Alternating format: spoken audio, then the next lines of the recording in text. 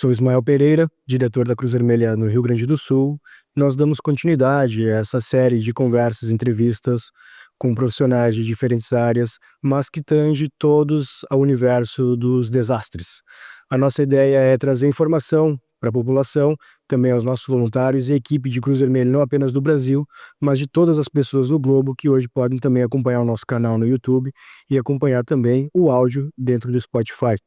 Hoje a gente conversa com a Melissa Couto, psicóloga, uma das primeiras e mais importantes vozes da psicologia de emergências e desastres no Brasil, e com quem eu tenho um imenso prazer de conhecer já há alguns anos, trabalhar alguns anos já ao lado dela.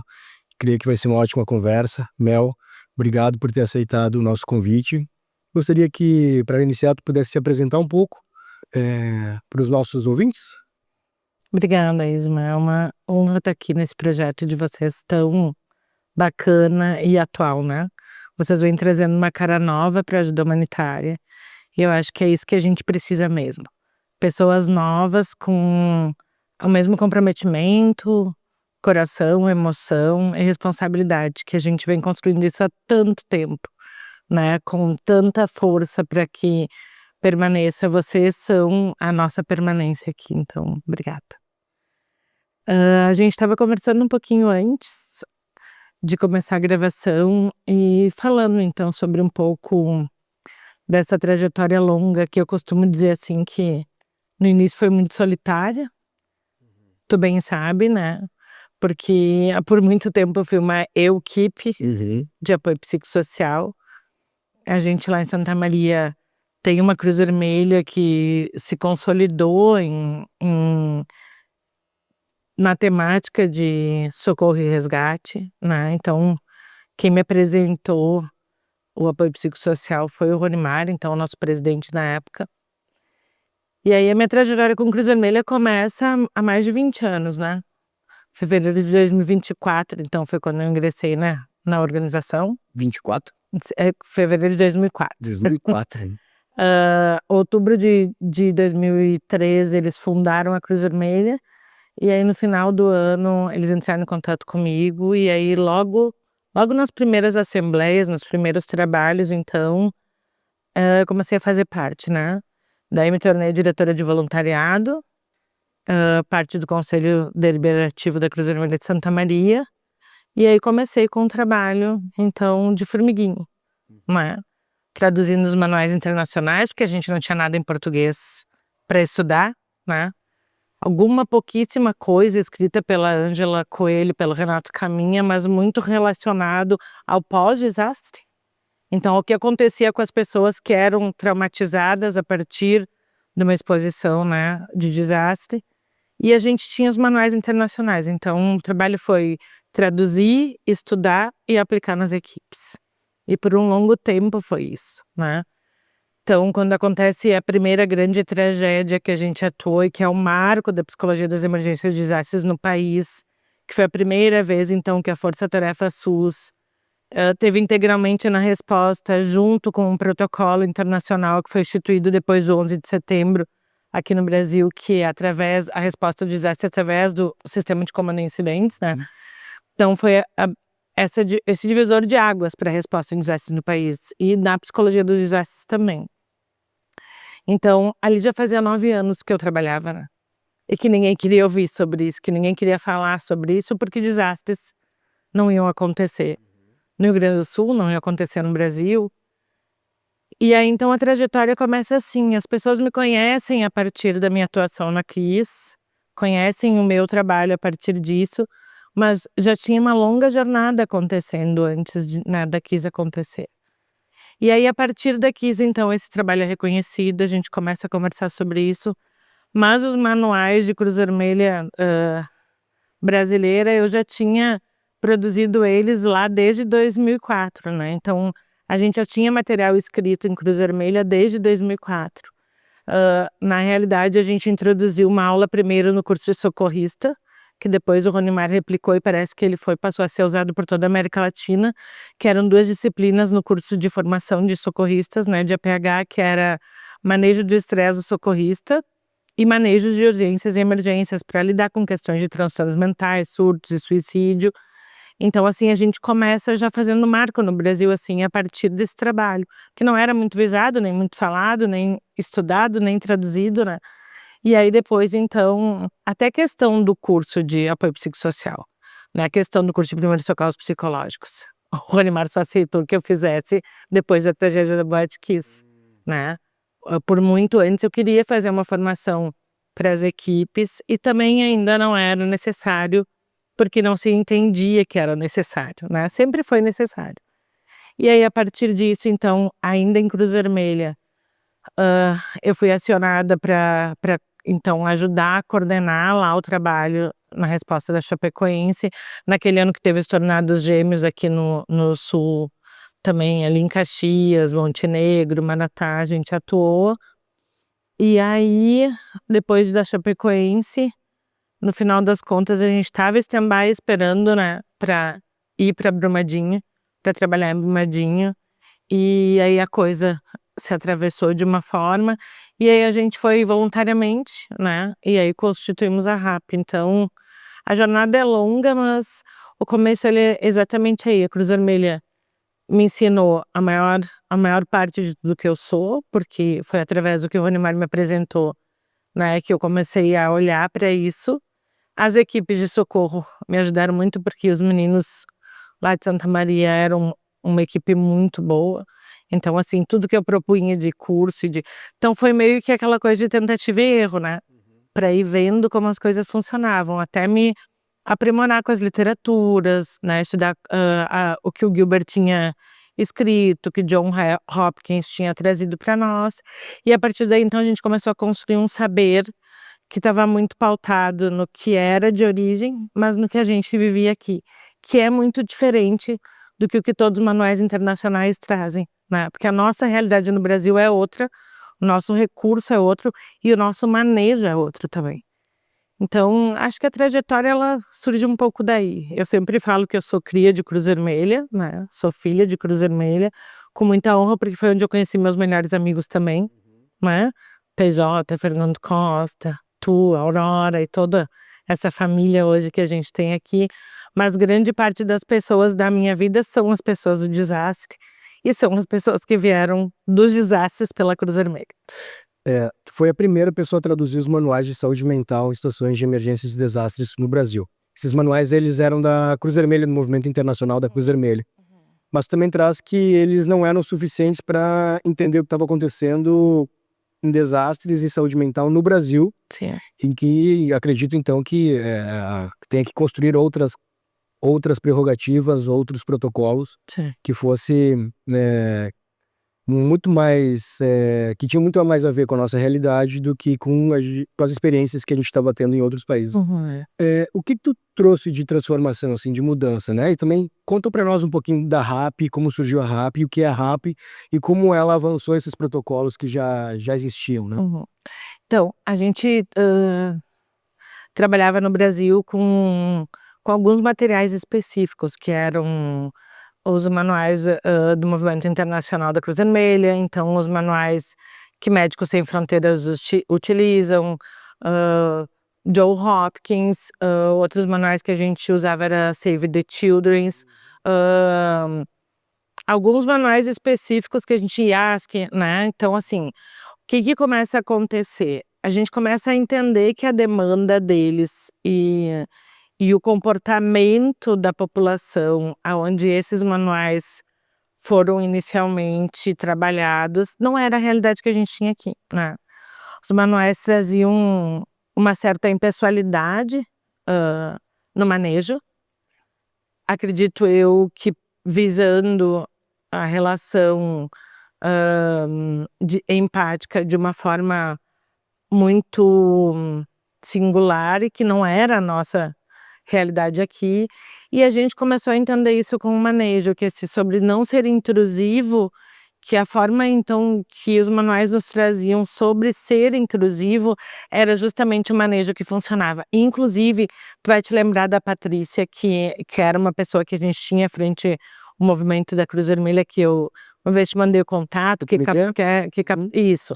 Então a Patrícia me dizia assim: "Mel, a gente procura muito médico, muito enfermeira, muito psicólogo brasileiro, latino, mas principalmente brasileiro, porque são os profissionais que têm uma relação mais afetiva e mais próxima com a população.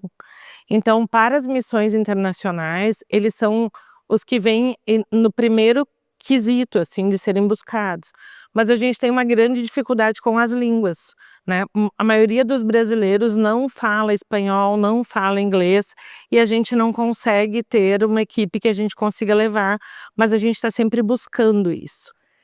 E aí, eu acho que essa fala dela exemplifica exatamente o que a gente fez com os contextos dos nossos manuais, porque tu sabe, né, o Ismael já fez capacitação comigo, então, que eu sempre falo do toque sem tocar, mas avisando que ele vai ser uma prerrogativa do nosso manejo, né. Então, assim, a gente, constrói um campo de aproximação, e aí a gente oferta isso, né. A pessoa vai nos dizer e vai nos dar o entendimento de até onde a gente pode ir e o que ele precisa.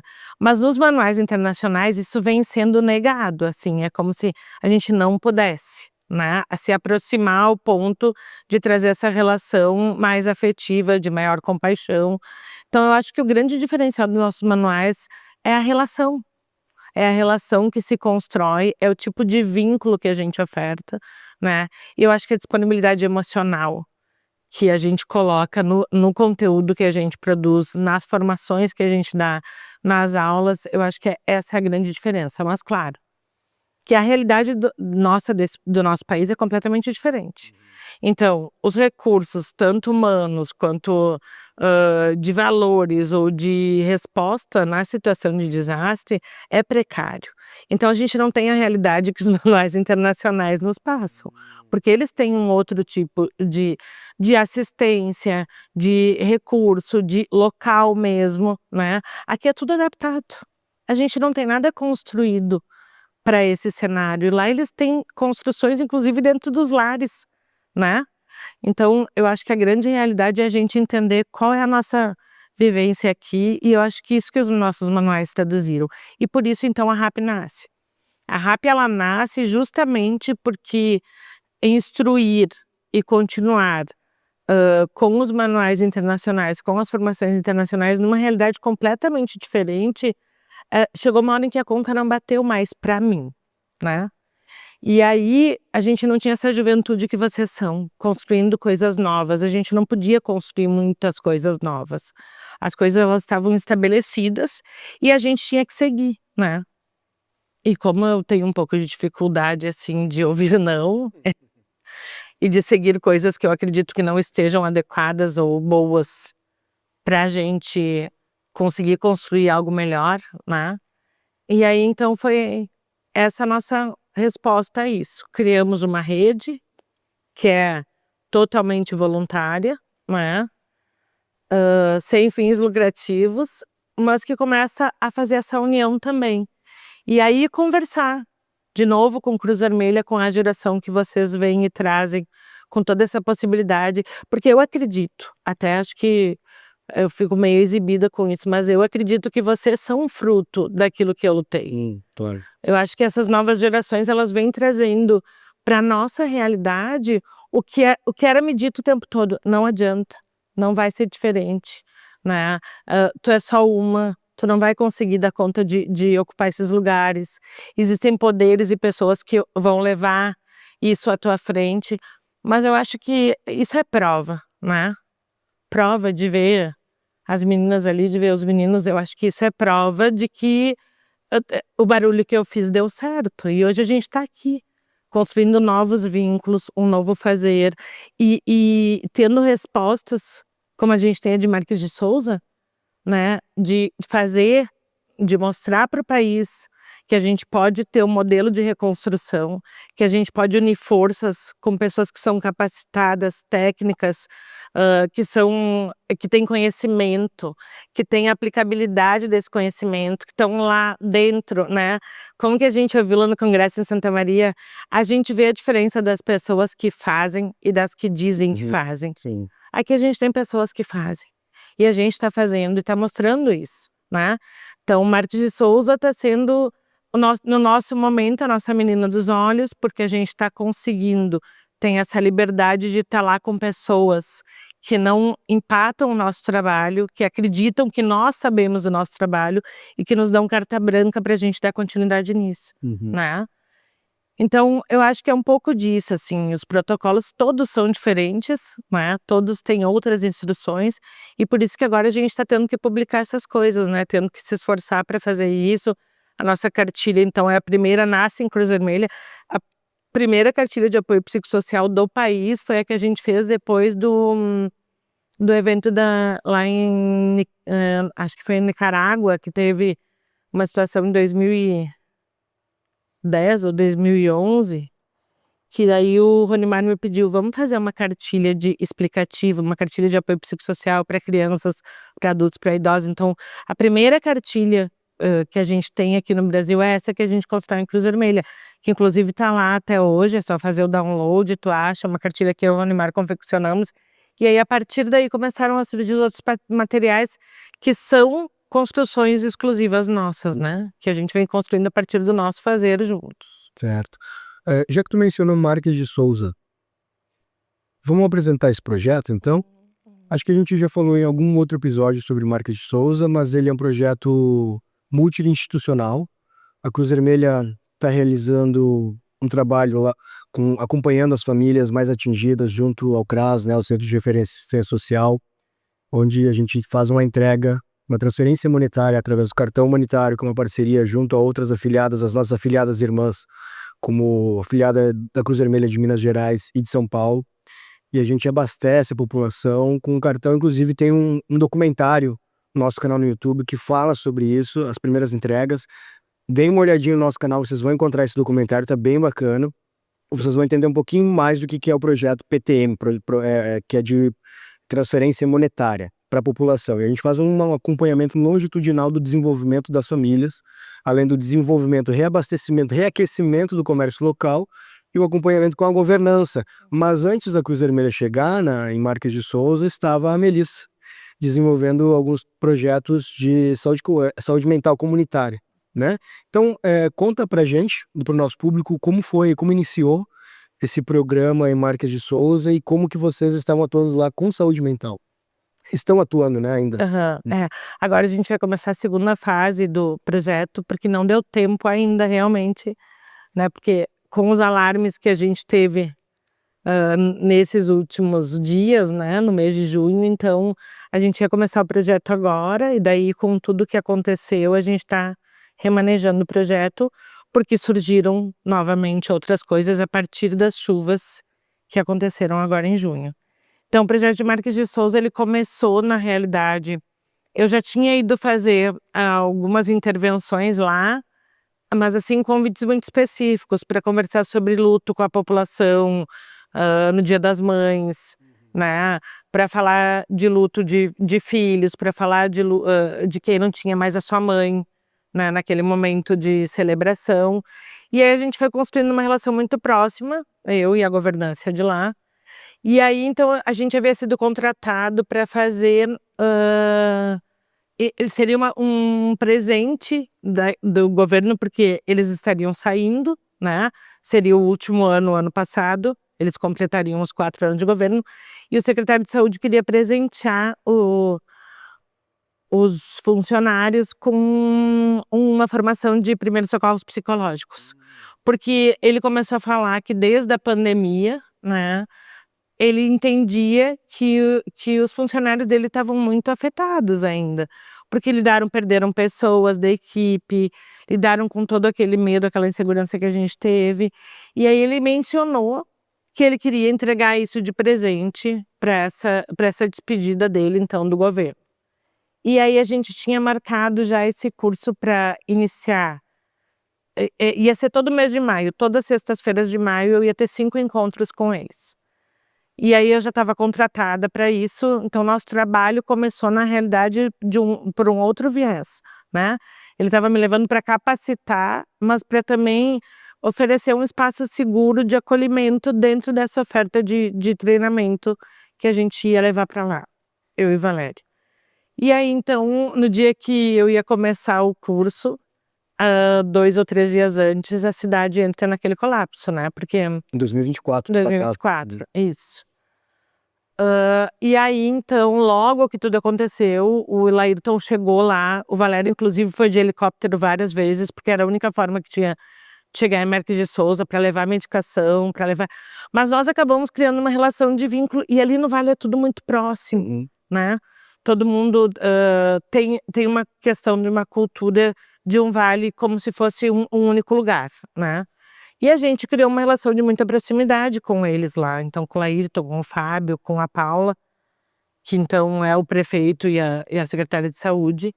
E aí eles nos pediram, quando abriu a passagem, para que a gente pudesse acolher os professores na escola que vocês foram. Porque ela disse que a primeira coisa que teria que voltar seria a escola, e que tinha sido terrivelmente afetada, tanto a creche quanto a escola ali a Carlos Gomes, e que eles achavam que o que primeiro precisava acontecer era esses professores serem acolhidos, porque metade dos professores tinham sido afetados pela enchente também, além da escola, e se a gente podia ir lá fazer esse trabalho de acolhimento, porque eles seriam os primeiros a voltar para receber as crianças, era a primeira coisa que tinha que voltar a funcionar. Então o nosso trabalho em Marques de Souza, ele começou acolhendo a educação, e uma semana depois a gente preparou as professoras para receber os alunos. Então a gente levou o emocionário, levou aquele livrinho dos monstrinhos dos sentimentos e aquele das chuvas, e deu uma formação para os professores em apoio psicossocial para que eles pudessem acolher as crianças que estavam retornando, né? Então nosso trabalho começou assim, a gente foi lá de forma voluntária. E aí a gente começou a construir esse projeto, e aí então vieram algumas verbas para fazer o trabalho, e como a gente vinha falando já de fazer esse projeto conversando com vocês, quando vem a primeira verba para poder investir na saúde mental dentro do município, eles nos chamam e a gente faz um trabalho de restauração emocional da população que foi diretamente afetada. Nós dividimos o trabalho em 5 ou 6 comunidades, né, as quais foram beneficiadas com o cartão humanitário, e a gente então aplicou os protocolos de MDR, né, acolheu com os primeiros socorros psicológicos, e a gente teve um índice muito grande de restauração emocional. Então a gente saiu de uma população que estava com um SUDES 10 de trauma, 9, 10, para um SUDES 0, 1, 2, né? 85% da população foi recuperada com o manejo inicial, então com os primeiros socorros psicológicos e o trabalho com o MDR. Então o nosso trabalho começou aí, só que a gente trabalhou... Quantos por cento? 85% da população. É um número muito alto, né? Então é o que a gente fala, é um trabalho assim, são as duas coisas que eu venho mais estudando, né, durante a minha vida toda, a minha prática clínica, que são emergências de desastres vinculado ao luto e ao trauma, e agora a formação MDR, que faz 7 anos, então, que eu trabalho com isso. A Sli foi muito querida comigo também, né, me dando as formações, me ensinando os protocolos, me dando amparo, me supervisionando, e agora a gente sabe que a gente tem que colocar tudo isso, produzir tecnicamente essa realidade, porque não tem nenhuma pesquisa no Brasil nesse teor, né? A gente tem na Etiópia e nos Estados Unidos, mas no Brasil não tem nenhuma população, e foram mais de 250 pessoas que participaram dos nossos encontros. Então quer dizer que metade da população afetada foi atendida por nós. A outra metade a gente não conseguiu chegar, mas agora a gente já tem uma notícia, né, amor? Que a população não só está pedindo para a gente voltar, mas está dizendo que as pessoas que não puderam estar conosco querem estar agora, porque querem ficar melhores como as outras. Então, a gente entende que a gente teve uma aceitação, assim, e uma resposta positiva superior à que a gente atendeu, porque se as pessoas que não foram atendidas querem estar nesses atendimentos e participar do que a gente vem construindo, significa que de alguma forma também chegou a elas, porque as pessoas que receberam isso estão podendo multiplicar, né? Estão podendo acolher. O MDR foi aplicado coletivamente? Coletivamente. O primeiro protocolo que a Sli e o grupo trouxe para cá foi o protocolo Flash, né, que foi o que ela nos ensinou na pandemia, nos deu a formação na pandemia, mas aí é um protocolo. O protocolo PIPA, ele trabalha com 3 protocolos, e ele termina com a Árvore da Vida, que é o reforço positivo. Então a gente faz 2 protocolos trabalhando o trauma, a gente trabalha o flash, o pipa, e a gente termina com a Árvore da Vida. Então a gente trabalha 2 blocos de trauma e depois um bloco de restauração e de reforço positivo. Então, além da gente fazer a população poder reexperienciar aquilo de uma forma positiva, a gente faz a preparação para o futuro, que a gente chama nos protocolos, né? Então a gente tem um trabalho que foi agregado agora, Emergências de Desastres, e que é muito simbólico e significativo, assim, que a gente precisa escrever para botar ele na roda. E tem previsão de algum trabalho? Algum livro, alguma coisa assim? Na realidade, eu e a Marli terminamos o livro sobre a Chapecoense, agora tá terminado, vai para correção, mas com tanto projeto que a gente acaba fazendo, né? Mas a gente acabou fazendo um movimento inverso, né? Porque o meu livro da Kiss, ele tá engavetado há 13 anos, porque nunca a gente consegue dar fim nele. E eu ainda entendo que não é a hora, porque tanta gente já escreveu sobre isso, né? Tanta gente já contou tanta coisa sem estar lá. Sim. Que eu acho que vai ter um momento em que eu vou entender que esse livro vai vir para existir. Como tá difícil de terminar, a gente resolveu fazer um projeto juntas, como a gente vem fazendo também, como agora, né, junto com a Flávia também e a Marli. Então eu e a Marli decidimos que nós íamos fazer, nós começamos com uma trilogia, que a gente ia falar dos desastres que a gente atuou, mas trazendo a teoria dos primeiros socorros psicológicos, e que cada história que a gente contasse ia ter um intuito. Então, por exemplo, o livro da Chapecoense, a gente fala do que são os primeiros socorros psicológicos e como eles são aplicados. Porque foi aonde a gente se conheceu, onde a gente se encontrou em nosso primeiro trabalho juntos, e a gente entende que a Chapecoense foi a nossa gestação da RAP, né? E o segundo livro vai ser o livro de Brumadinho, onde a gente vai falar de formadores de PSP, porque a gente deu muita capacitação de PSP em Brumadinho, Belo Horizonte, Betim, universidades, igrejas. Então a gente vai falar como é trabalhar com os primeiros socorros psicológicos, preparando as pessoas para atuarem com os primeiros socorros psicológicos. E aí, Petrópolis, a gente vai falar de primeiros socorros psicológicos em processos de luto, porque a gente foi 2 vezes para Petrópolis e a gente só foi para atender luto. A gente primeiro foi para acolher as famílias e as comunidades e preparar as comunidades com as associações, com os CNPJs, com as formas de poderem reivindicar os direitos de poderem se reconstruir. E no segundo momento a gente foi lá para trabalhar o luto das crianças, porque tiveram muitos órfãos e muitas crianças que ficaram desamparadas dos seus referenciais, da sua escola, da sua casa, dos seus avós, né? Tiveram órfãos de pais e umas crianças órfãos num coletivo. E aí, então, a gente decidiu que esses 3 livros iam ser sobre isso, então a gente ia fazer uma trilogia. E aí, veio o Vale do Taquari. E daí a RAP tem atuação. A primeira vez que a RAP coordena integralmente a resposta rápida de uma situação, junto com você, junto com a Unila Salles, né, que já vinha nessa construção também, né, de saber, de cooperação, de amizade, de confraternização. E aí, então, eu e a Marli decidimos que a gente vai ter que fazer uma série, que não vai poder ser uma trilogia, né? Olha, tem Vale do Taquari 23 e 24 o Rio Grande do Sul inteiro, né? Isso. Agora, pois é, porque antes também tem a pandemia, e vocês foram muito atuantes durante a pandemia. Muito, muito.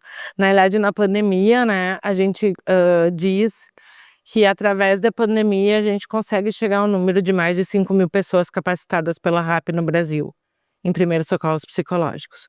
Porque a gente fez muita formação online, mas daí nasceram também os primeiros protocolos do mundo de PSP remotos. Então a gente criou o protocolo para WhatsApp, para os call centers, né, de todo o Brasil, porque foi o primeiro call center, foi lá em Lajeado, que a gente já estava com tudo pronto antes do Conselho Federal liberar.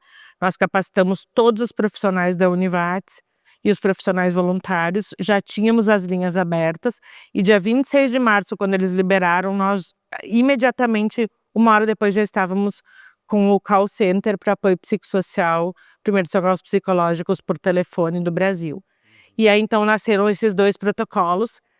Com esse call center a gente conseguiu começou a receber muita ligação de tentativa de suicídio, e aí a gente criou um protocolo para manejo de transtornos mentais e manejo de suicídio remoto também, e toda a instrução para a família, assim, né, nos moldes do CVV, obviamente, utilizamos ele porque são referência, mas botamos lá os 9 passos dos primeiros socorros psicológicos, e aí também das enchentes surgiu o primeiro protocolo de manejo no IML, né, porque daí depois da atuação de lá, então foram as 2 enchentes, e aí então a gente em 2024 criou, e agora com o acidente dos acadêmicos lá da UFSM do paisagismo, nós atendemos de novo, a RAP foi lá, o Bruno nos acionou, e daí já com os protocolos prontos, toda a equipe do DML já fazendo uso do nosso protocolo, porque daí a gente então criou o protocolo para esse manejo, né, no reconhecimento dos corpos, e já está então distribuído para o estado. Todos esses protocolos a gente dividiu e multiplicou para todo o estado, e na pandemia a gente supervisionou os atendimentos online do país inteiro, né. Que legal, que legal. Olha, é injusto a gente ter 30 minutos para falar da tua experiência, mas queria agradecer a tua presença imensamente e deixar o convite para o pessoal: procurem a Melissa Couto nas redes sociais, lá tem boa parte da tua trajetória, né, meu? Vocês vão conseguir encontrar muito do que ela já produziu no Brasil, sobre desastres e saúde mental, também com os protocolos de EMDR e fazendo parte, que eu acho que foi desmanchado, o Instituto Quatro Estações, mas protocolos inclusive para acidentes aéreos, né. Então a gente está falando de uma pessoa que, como mencionei no início, é uma das primeiras e mais importantes vozes da psicologia de emergências e desastres no Brasil. Mel, muito obrigado pela tua participação, por ter vindo até Porto Alegre conversar com a gente. Te convido a fazer o encerramento então do programa de hoje. Então, obrigada, querido, foi uma honra. Tá vendo que os projetos de vocês estão tomando tanta voz e tanto espaço, né, não só no cenário brasileiro, mas no cenário humanitário, né, porque não existe fronteiras para isso, né.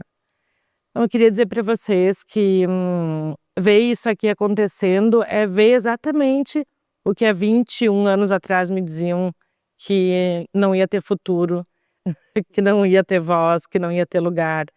Então, eu acho que o Ismael e a gurizada toda aqui vem trazer o que a gente vem dizendo, que a gente precisa entender, que a gente não quer estar em todos os lugares, mas que a gente precisa que existam pessoas em todos esses lugares fazendo o que a gente faz, né?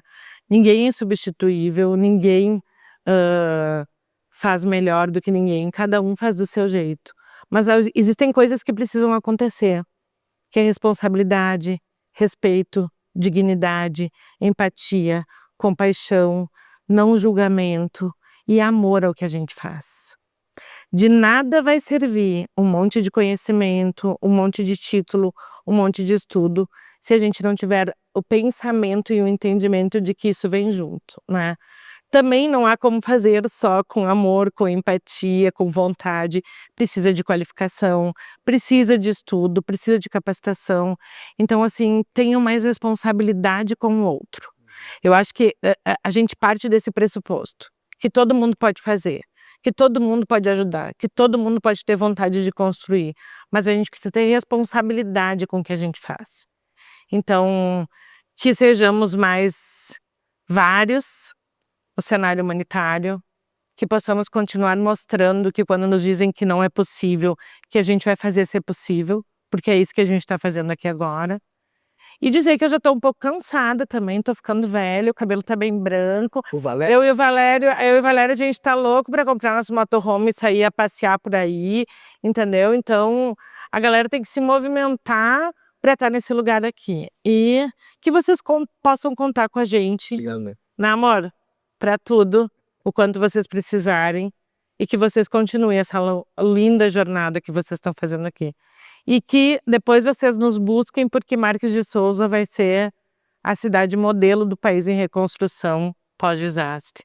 E nós vamos fazer parte disso também. Estamos trabalhando para isso. Vou fazer um convite para vocês.